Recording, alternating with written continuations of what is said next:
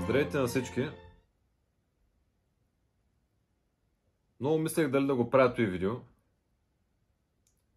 но след като видях какво стана след когато въведоха закона, с който забраниха LGBT пропагандата в училищата в България, когато на другия ден тия, не знам как да ги нарека, някакви си там същества излязоха на протест срещу закона.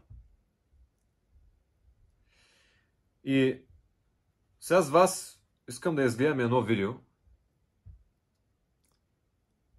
Ще го гледаме заедно. Аз съм го гледал отчасти, да съм гледал максимум така общо 5 минути от него. Цялото е 12 минути. И искам да видите за каква измет става въпрос. Искам да кажа само евала на журналиста от предаването по телевизия СКАТ. Пело Кръстев, мисля, че се казваше. Това момче отиде там, съвсем нормално им задава въпроси. И тия са агресивни, невъзпитани. Те казват, че ние проявяваме агресия, бе.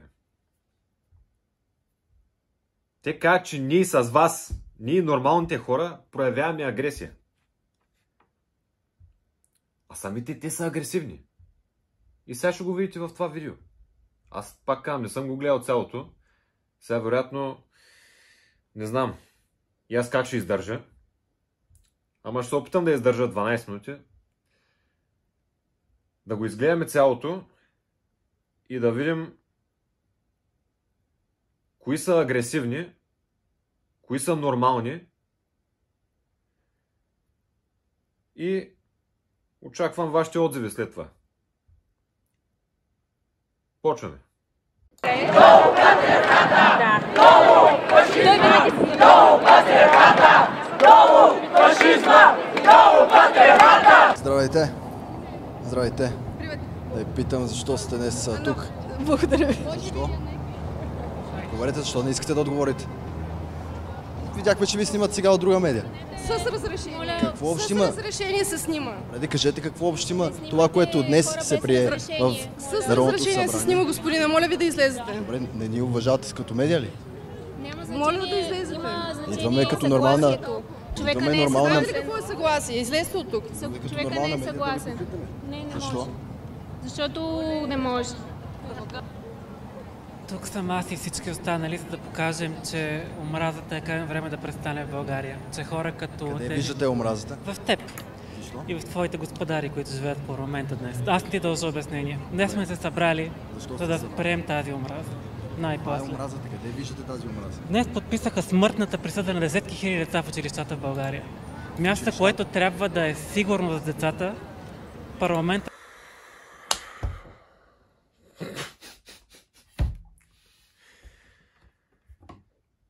Сега разбрахте ли за какво става дума? С този закон ние сме унищожили децата.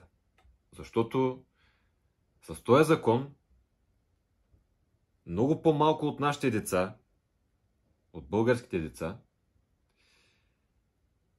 ще станат такива, каквито са на Запад. И след като нашите българските деца няма да са такива, те са обречени. Да. Много сме назад. Продължаваме. Място, което трябва да е сигурно за децата, парламентът днес реши, че трябва да бъде място за тормоз и изтезания. Вашата цел е пропагандата.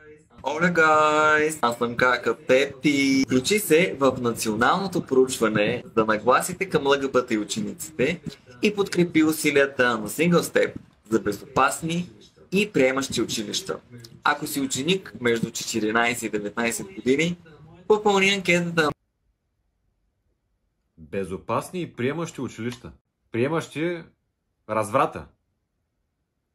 Това ли да приемат децата? В училище. Това не е в университет. Или колеж, или там, каквото и да е. В училище е това, бе. Видяхте ли го тоя? На какво прилича? Тоя буклук. Продължаваме нататък. Моята цел е знание и реалност. Хората и децата имат право на образование. Беше спряна джендър Липсата на пропагандата в образованието българските училища. е тази, която разпространява омраза. Ти не си образован и затова мразиш транс и гей хора. Аз не ги мразя. Мразиш ни много. Защо? Така, защото Говорила не съм с теб много пъти, не се и мисли, че не знам. Ти си толкова пълен с омраза, че не би могло да бъде. Какво злорадство пристигна тук преди малко, как погледна към хората и колко много се усмихна и се израдва на страданието на хората, които виждаш по Това няма лицата. общо с вашите... Колко много съм бил усмихнал. Как да реагираш по друг начин, бе? Като видиш толкова много буклук на едно място. По какъв друг начин да реагираш, бе? Бил се усмихнал, бил ги мразил. Не, бе, то вие са мразите, бе. Продължаваме. Вашите искания. Има. Същото нещо е хората в парламента. Те желаят нашето страдание, нашето унищожение. Те подписаха смъртна присъда Не чувствате ли днес. се дискриминирани? Да. В българските училища да има джендър пропаганда, Пропаганда да се, е раз, това, да което се БСП разпространяват, и ТНО да се и така разпространяват нататък. листовки, на които да пише аз съм ЛГБТ плюс ученик, ученичка, кажи как е в твоето училище. Това ли е за вас Слушай нормално? внимателно. Образованието е Аз там. родителите за на да- тези деца, какво Аз ще си съм кажат? родител. Какво Аз ще си много кажат добре знам. родителите на Какво, тези децата деца имат в правото да българските учат, училища, имат правото да че знаят, някой им бута подобни че имат листовки? правото да знаят каква е реалността? Това е лошо за вас? Че имат реалност. правото да познават Това е хората вашата около себе реалност. си? Не, това е истинската реалност, единствената реалност. Аз трябва да взема малко почивка, защото не знам. Не знам дали ще издържа до края на видеото. Ама ще пробвам. Ще се видим след малко.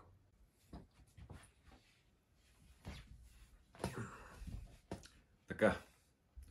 Айде да продължаваме. Да видим доколко ще изкараме. Те казват, вие нямате право вече да познавате себе си. Вие нямате право да съществувате. Това е което казват. Твоето невежество идва от там, че по твое време са забранили тези неща и сега ги забраняват още повече.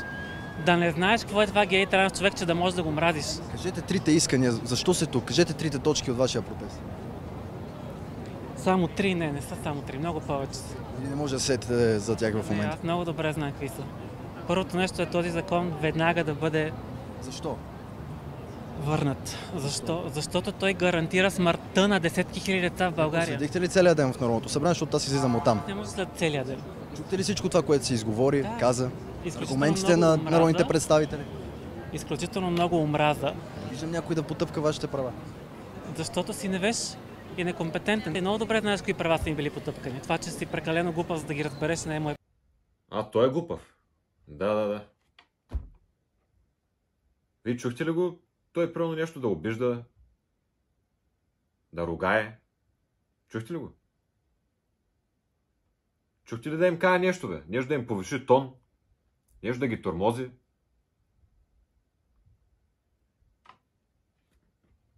Добре, че стана те, че да го приемат този закон,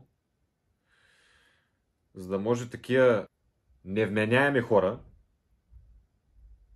защото тия не знаят какво правят, тия само с показването си по телевизиите съсипват живота на млади българчета